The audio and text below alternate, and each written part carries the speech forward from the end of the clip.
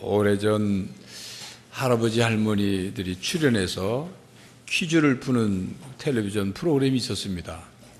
그 프로그램 때문에 전국이 웃음바다가 된 일이 있었습니다. 다름 아닌 할아버지와 할머니 부부가 퀴즈대에 나와서 스피드 퀴즈를 푸는 과정에서 생긴 일입니다. 여러분, 스피드 퀴즈가 뭔지 아시죠? 정해진 시간 안에 빨리 한 사람이 단어를 설명하면 다른 사람이 그 단어를 맞추는 퀴즈죠. 할아버지가 할머니에게 스피드 퀴즈를 문제를 이제 설명을 해야 되는데 설명하는 중에 단어가 나왔습니다. 천생연분이라는 단어를 설명하고 맞춰야 했습니다. 할아버지가 할머니에게 설명합니다. 당신하고 나하고와 같은 그 부부 사이를 뭐라고 하지? 라고 물었습니다. 할머니는 서슴없이 원수라고 대답했습니다.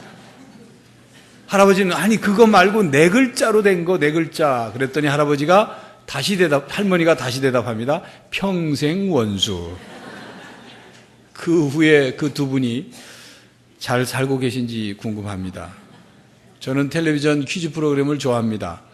그렇다고 퀴즈 프로그램에 출전을 해봤다거나 출전하고자 한 적은 한 번도 없습니다. 왜냐하면 예선에서 떨어질 게 뻔하기 때문입니다. 퀴즈 프로그램을 보면 우리말 실력을 겨루는 퀴즈 프로그램도 있고 또 한 사람이 100명을 상대로 문제를 푸는 1대100이라는 프로그램도 있습니다. 상금이 5천만 원이 걸린 상금이 퀴즈 대회입니다. 또 고등학생을 대상으로 하는 골든벨이라는 퀴즈 프로그램도 있고 그리고 요즘에는 금요일 밤늦게 전 국민을 대상으로 문제를 내고 문자를 보내면 휴대폰으로 문자를 보내면 맞춘 사람들을 즉시해서 추첨해가지고 상금을 주는 그런 퀴즈 프로그램도 있습니다. 저는 그런 퀴즈 프로그램을 집에서 볼 때 마치 제가 출전한 선수인 양 열심히 풉니다. 그때마다 느끼는 것은 우리 인생이 퀴즈를 푸는 것과 흡사하다는 생각을 합니다. 퀴즈란 문제를 내고 그것을 푸는 거죠. 또 퀴즈라는 말 속에는 풀기 어려운 문제라는 뜻이 담겨져 있기도 합니다. 인생은 문제를 푸는 퀴즈 대회와도 같습니다. 한 문제를 풀면 또 다른 문제가 우리를 기다립니다. 또 그 인생이라는 퀴즈는 절대로 쉬운 문제만 출제되지 않습니다.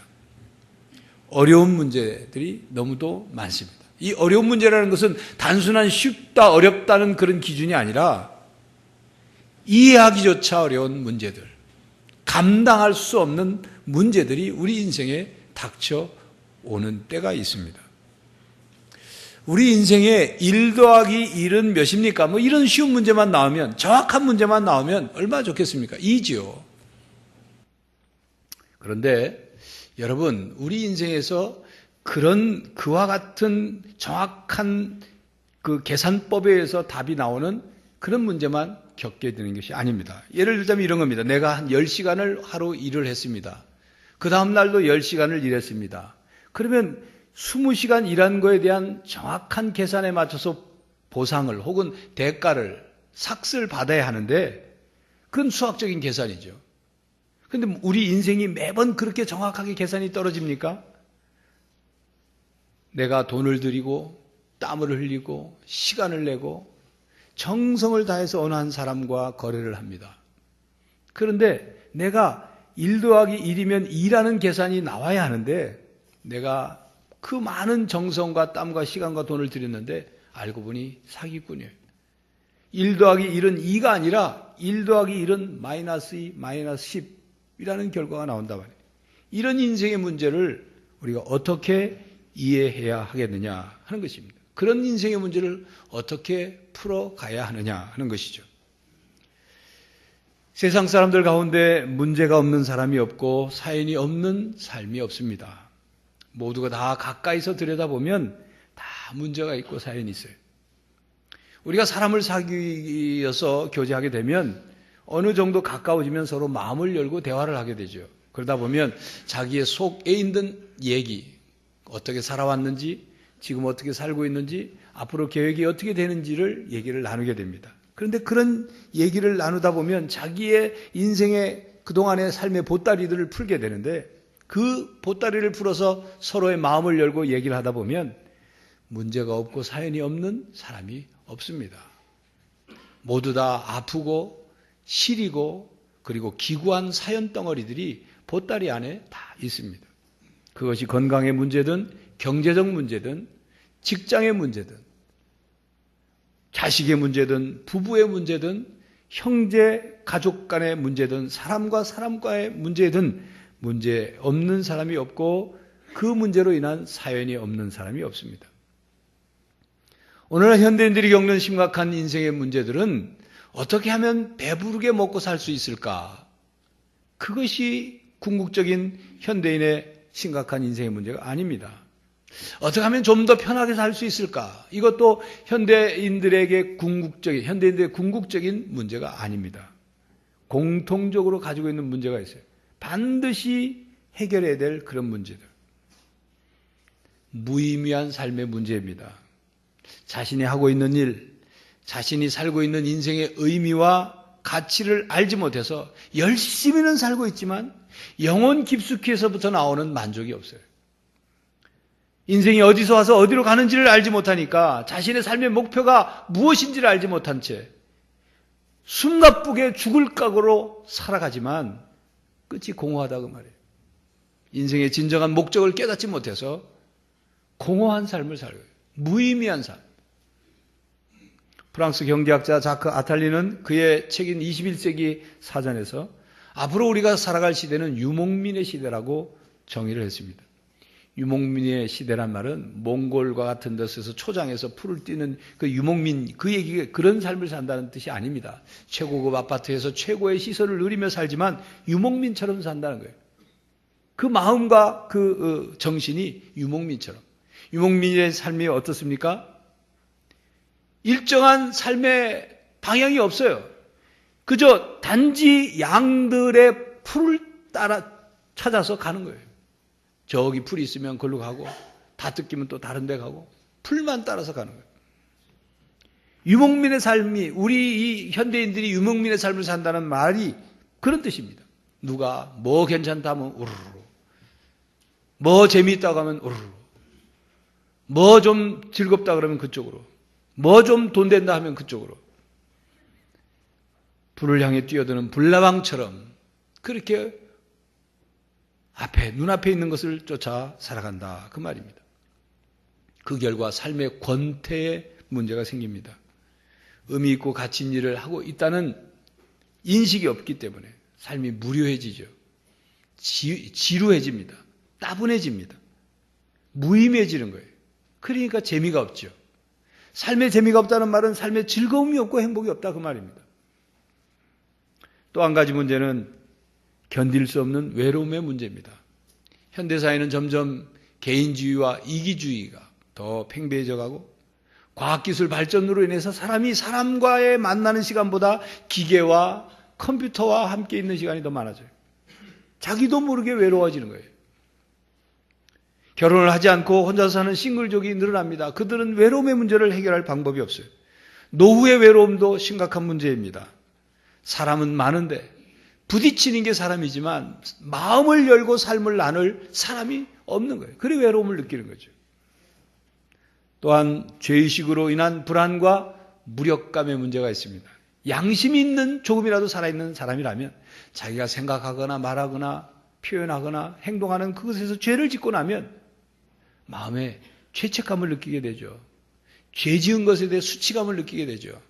점점 그것이 되풀이되면 자신에 대한 무력감을 느낍니다. 나는 왜 이렇게 될까? 나는 왜 이렇게 살 수밖에 없을까? 그 죄의 문제가 해결되지 않으니까 영혼 깊숙이에서 끊임없는 불안이 있는 거예요. 죄에 대한 대가를 치러야 되는 것은 아닌가? 벌을 받는 것은 아닐까? 이 불안이 근심, 걱정, 두려움으로 점점 커져가는 것입니다. 또한 우리 모두는 죽음에 대한 두려움의 문제를 가지고 살아갑니다. 아무리 건강식품이 좋은 게 나와도 의학이 발달해도 120살까지 산다는 예측을 한다 하더라도 죽음의 근본적인 문제를 해결할 수 없는 것입니다. 여러분, 문제는 풀고 해결하라고 있는 것이듯이 우리 삶의 문제도 풀어야만 합니다. 해결해야 합니다. 문제를 해결해야 평안이 오게 되고 문제를 해결해야 행복을 느끼게 됩니다. 우리가 살아가면서 문제를 하나씩 하나씩 해결해 나가야만이 성숙한 인간이 되는 것입니다. 설교 서두에 이야기한 할아버지 할머니 부부가 문제를 풀면서 할아버지는 천생연분 사이라고 생각했는데 할머니는 그렇게 생각하지 않은 거예요. 두 분의 사이가 어떤 사이인지가 드러나게 됐죠. 지금으로부터 30여 년 전 대전 MBC 방송에서 토요일 오후에 스피드 퀴즈 대회를 방송한 적이 있었습니다. 그런데 그 어느 토요일 날 젊은 출연자들이 그 퀴즈 대회에 출연했어요. 두 사람은 서로 사귀고 있는 연인이라고 소개를 하고 나왔습니다. 그들은 열심히 설명하고 답을 맞춰서 퀴즈 대회 그 스피드 퀴즈를 했습니다. 근데 주어진 단어가 다방이라는 단어가 나왔어요. 남자가 설명합니다. 우리가 자주 가는 곳. 여자는 서슴없이 대답합니다. 여관? 아니 거기 말고. 여자는 고개를 갸우뚱거리면서 자주 가는 게 여관인데 왜 아니라고 하는다는 표정으로 고개만 갸우뚱거립니다. 그 남자와 여자가 결국 결혼하고 잘 살고 있는지는 모르겠습니다. 여러분, 이렇게 우리가 문제를 풀다 보면 속에 있는 내용이 드러나요. 실력이 드러나고 지식이 드러나고 성격이 드러나고 경험이 드러납니다. 지난주 우리 교회에 있었던 교회학교 교사 골든벨 퀴즈 대회도 우리 교회학교 교사들의 성경 실력이 다 드러났습니다. 문제는 우리의 모습을 드러나게 합니다. 우리가 인생을 살다가 문제가 생기면 그 문제에 대해서 어떻게 반응하는가를 보면 그 사람의 됨됨이를 알 수 있는 거죠. 그 사람의 인생관, 그 사람의 삶의 자세, 그 사람의 인격, 그 사람의 신앙을 알 수가 있습니다. 어떤 사람은 문제를 만나면 피하려고만 합니다. 어떤 사람은 문제를 만나면 징징대기만 합니다. 어떤 사람은 자기가 해결하려고 하지 않고 다른 사람의 도움만을 구하는 사람이 있어요. 어떤 사람은 무작정 문제와 부딪힙니다. 그래서 문제를 더 크게 만들어요. 어떤 사람은 긍정적인 사고를 가지고 해결하려고 합니다. 시인 류시와의 수필집 하늘 호수로 떠난 여행 중에는 그런 얘기를 하고 있어요. 아침에 거울을 보면서 No problem, 문제 없어. 이거 10번씩 외치라고 합니다. 문제 없어서 자기 스스로에게. 잠자기 전에도 No problem이라고 외치라. 자기의 노트 앞에도 크게 No problem, 문제 없어 라고 써놓으라. 누구를 만나더라도 누가 어떤 문제를 고민하고 있더라도 No problem 이라고 설명해 주라고 합니다. 그러면 우리 인생에서 문제될 것이 없다고 말을 합니다. 여러분 정말 그럴까요? No problem, 문제 없어라고 외치기만 하면 우리의 인생의 문제가 자동으로 해결될까요? 물론 우리가 어떤 말을 하면 그 말이 우리의 생각과 마음에 영향을 미칩니다. 우리의 생각과 마음 속에 있는 것이 말로 표현되기도 하죠. 서로 상호 영향을 미칩니다. 그래서 긍정적인 사고방식에 의해서 긍정적인 말을 하고 적극적인 사고방식에 의해서 적극적인 그 태도를 가지고 삶을 살아가면 그 결과, 좋은 결과가 나오죠. 어떤 문제를 만났을 때 그 문제에 대하는 태도가 달라집니다. 문제를 해결할 수 있는 지혜도 능력도 생겨납니다. 실제로 신기하게도 안 된다고 생각하고 부정적으로 생각하는 경우보다 긍정적인 자세를 가질 때 문제 해결에 많은 도움을 얻게 됩니다. 그러나 그럼에도 불구하고 해결되지 않는 문제를 어떻게 할 수 있습니까? 문제는 우리가 해결할 수 없는 문제가 우리 인생에 많이 있다는 거예요. 우리 힘만으로는 해결하기가 어려운 문제가 있습니다. 모든 능력을 동원해도 긍정적인 사고와 긍정적인 자세를 아무리 갖고 노력해도 해결이 안 되는 인생의 문제가 있습니다. 오늘 봉독한 본문 말씀에 나오는 니고데모라는 사람은 예수님 당시 유대인의 관원이었습니다. 유대인의 최고 의결기관인 산헤드린 공의회 의원이었습니다. 그 구성원은 약 71명 정도였는데 고위층 제사장들과 율법학자 그리고 백성들의 원로들로 구성이 되었습니다. 그 당시 산헤드린 공의회 의원이라고 하면 사회적으로 고위층일 뿐만 아니라 나름대로 성공한 인생이었어요. 모두가 부러워할 위치에 있는 사람이었습니다. 그런데 그가 밤에 예수님께 찾아왔습니다. 다른 사람들의 이목을 피해 밤에 몰래 찾아왔습니다. 그가 그런 지위와 그리고 해박한 지식에도 불구하고 예수님께 찾아왔다는 것은 그에게 깊은 영적인 고민이 있었다는 얘기입니다. 그는 자신이 해결하지 못한 인생의 문제, 영혼의 문제를 가지고 예수님께 찾아왔습니다. 우리는 이 니고데모를 통해서 우리가 다시 한번 확인할 수 있는 것은 사람이 빵만으로 살 수 없다는 것. 사람이 겉보기에 모든 것을 다 갖추고 있다고 하더라도 마음속의 문제가 해결되지 않으면 만족할 수 없다는 것.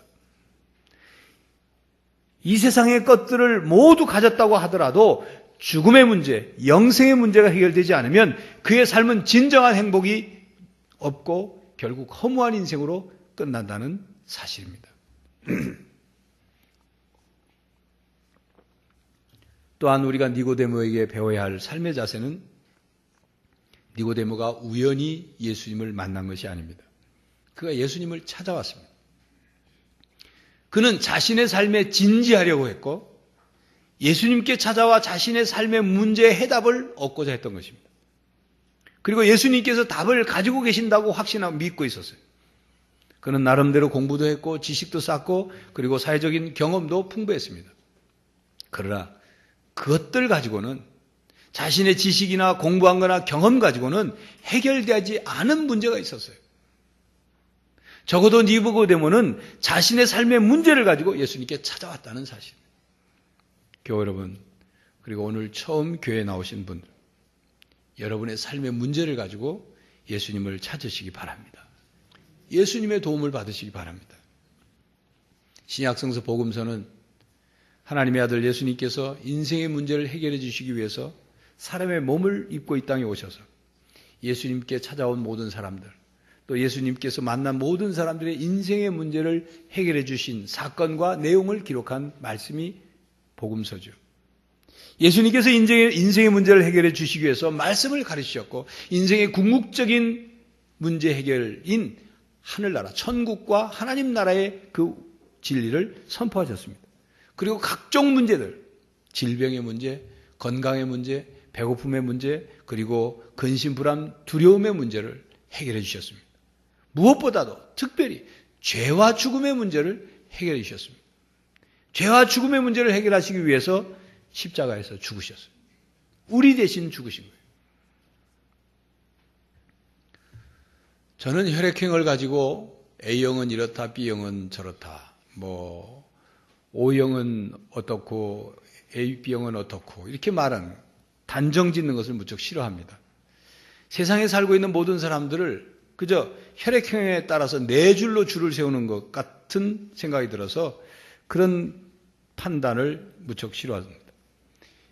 혈액형이 마치 사람의 성격과 성품과 인격과 삶을 결정하는 것처럼 말하는 것에 대해서 못마땅하게 생각하고 있습니다. 그것은 사람을 너무나도 단순하게 판단하고 결정하는 것이기 때문이죠. 그런데 여러분 이런 이야기를 들어보셨습니까? A형은 소세지랍니다. 성격이 소심하고 세심하고 지랄 같다고 해서 소세지라고 합니다. B형은 오이지랍니다. 오만하고 이기적이고 지랄 같다고 해서 B형이라고 합니다. 오이지랍니다. O형은 단무지랍니다. 단순하고 무식하고 그다음 뭐죠? 그리고 AB형이 압권이에요. AB형은 성격이 지랄 같고 또 지랄 같다고 해서 쓰리지랍니다. 여러분 이 얘기 들으면서 아니 혈액형 모든 혈액형을 다 나쁘게만 어떻게 얘기하고 다 지랄 같다고 그러냐. 누가 유머처럼 만든 거지만 핵심을 꿰뚫는 얘기예요. 모든 인간 속에 타락한 본성이 있기 때문에 그런 모습들이 드러난다 그 말이에요. 다른 말로 성경으로 표현하면 모든 사람이 다 죄인이다 그 말이에요. 죄로 오염됐어요. 이 세상에 사는 모든 사람들이 죄를 짓지 않는 사람이 한 사람도 없어요. 모든 사람이 죄를 범하였으며 하나님의 영광에 이르지 못하더니 로마서 3장 23절 말씀.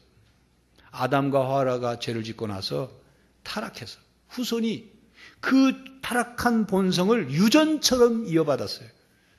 그래서 세상에 죄가 가득하게 된 거예요. 우리 삶에 우리를 힘들게 하고 슬프게 하고 고통스럽게 하고 불행을 가져다 주는 그 뿌리에는 죄가 있다고 말이에요. 타락한 본성에서 나오는 이 죄성으로 인해서 인간 세상이 죄로 오염됐어요.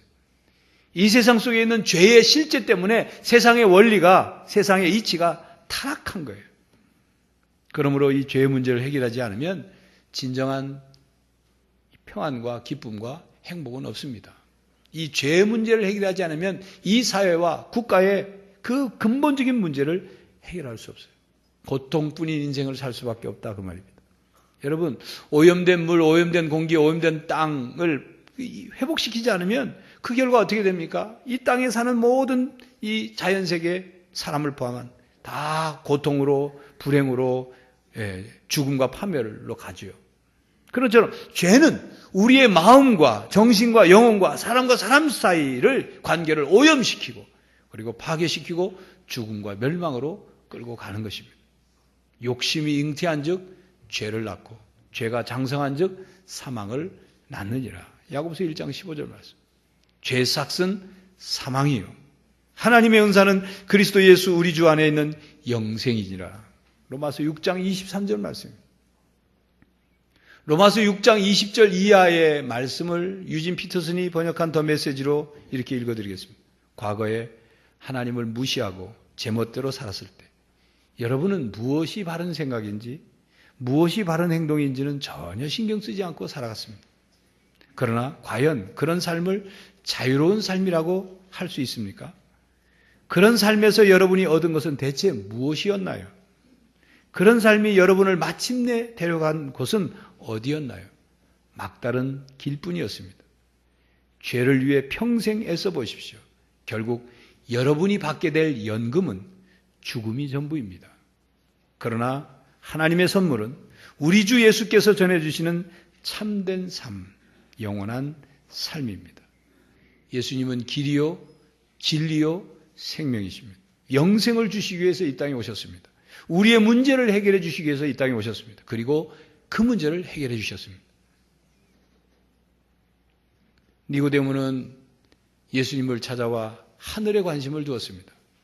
여러분, 우리는 이 땅에 발을 붙이고 살아가고 있지만 땅의 일이 전부라고 생각하고 산다면 참으로 어리석은 생각을 하며 살고 있는 것입니다. 눈에 보이는 것만이 전부라고 생각하고 살고 있다면 참으로 형이하학적인 사람, 육적인 사람, 현세적인 사람입니다. 이 세상은 눈에 보이는 것에 의해서 움직여지는 것이 아니라 눈에 보이지 않는 것에 의해서 눈에 보이는 것이 움직여지고 있는 것입니다. 순간적인 것에만 집중하고 집착하고 살아가고 있다면 참으로 어리석고 답답한 사람으로 살고 있는 것입니다. 우리는 하늘에 관심을 두어야 돼요. 하늘나라의 원리, 하나님 나라의 원리를 깨달아야 합니다. 눈에 보이지 않는 영의 세계를 믿고 준비해야 합니다. 신령한 세계를 이 땅에서 맛보면서 살아야 합니다. 영원한 세계, 영원한 삶을 준비하며 살아야 합니다. 여러분, 중국집이나 한식집에 가면 코스 요리가 있습니다. 소위 풀코스 요리를 먹는 기회가 주어졌을 때 무슨 음식이 몇 가지나 나오는 줄 모르고 그저 앞 코스에 나오는 음식을 너무 열심히 다 먹다 보면 메인 요리, 정말 진귀하고 맛있는 요리가 나올 때쯤 되면 벌써 배가 불러서 그 음식을 맛있게 못 먹거나 먹지 못하고 남기는 경우들이 있죠. 메인 요리를 먹을 수 있는 빈 자리를 준비해 놓지 않았기 때문에 이처럼 우리가 이 땅의 일에 묶여서 영원한 나라를 위한 준비를 하지 못한다면 참으로 어리석고 불행스러운 삶이 아닐 수 없습니다. 여러분, 이 세상이 전부인 양 살아서는 안 됩니다. 분명히 영원한 세상은 있습니다. 이 영원한 세상과 그리고 신령한 세계와 하늘의 일은 믿음으로 알 수 있고 믿음으로 이해되고 믿음으로 경험할 수 있습니다. 예수님은 니고데모에게 거듭남의 비밀을 말씀하셨고 하나님 나라에 어떻게 들어갈 수 있는지를 말씀하셨어요. 그러면서 영생의 문제를 해결할 수 있는 진리를 가르쳐 주셨어요. 그리고 이 땅에서 어떻게 살아가야 하는지를 말씀하셨습니다. 예수님은 우리들에게 문제를 해결해라 라고 말씀만 하지 않고 문제를 해결해 주셨습니다. 그리고 세상 끝날까지 우리와 함께 하시면서 우리의 문제를 해결해 주시겠다고 약속하셨습니다. 십자가에서 모든 인간의 죄를 대신 짊어지고 죽으셨습니다.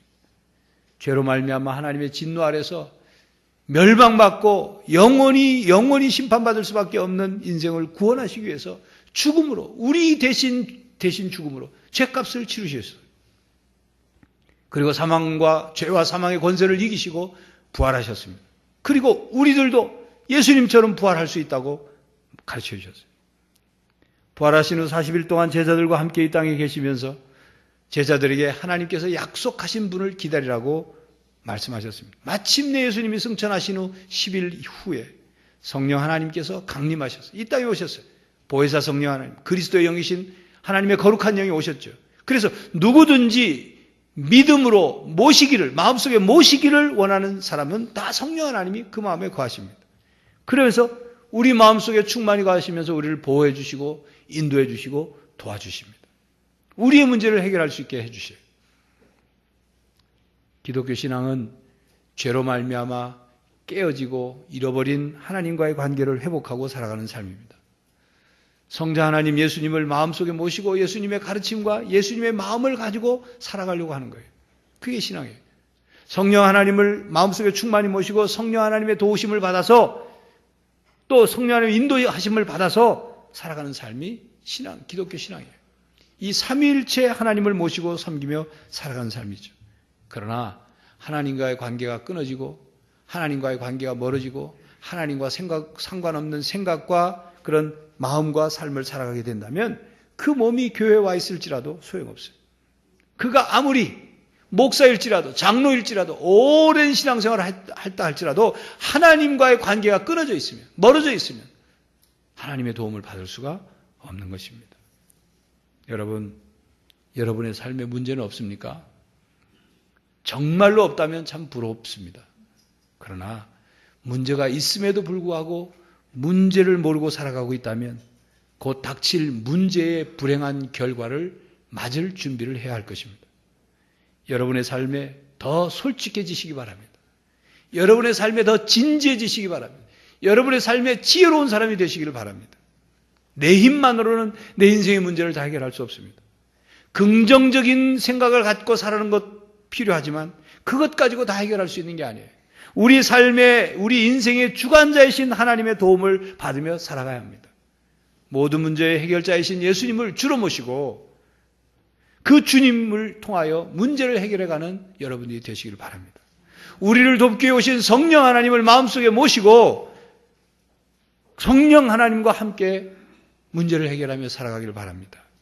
여러분, 문제가 생긴 후에 해결하는 것도 중요하지만 문제가 생기지 않도록 예방하는 것은 더 중요합니다. 예수님을 마음속에 모시고 성령 하나님의 도움을 받아 문제를 예방하고 문제를 해결해가며 살아가는 성도들이 되시기를 간절히 바랍니다.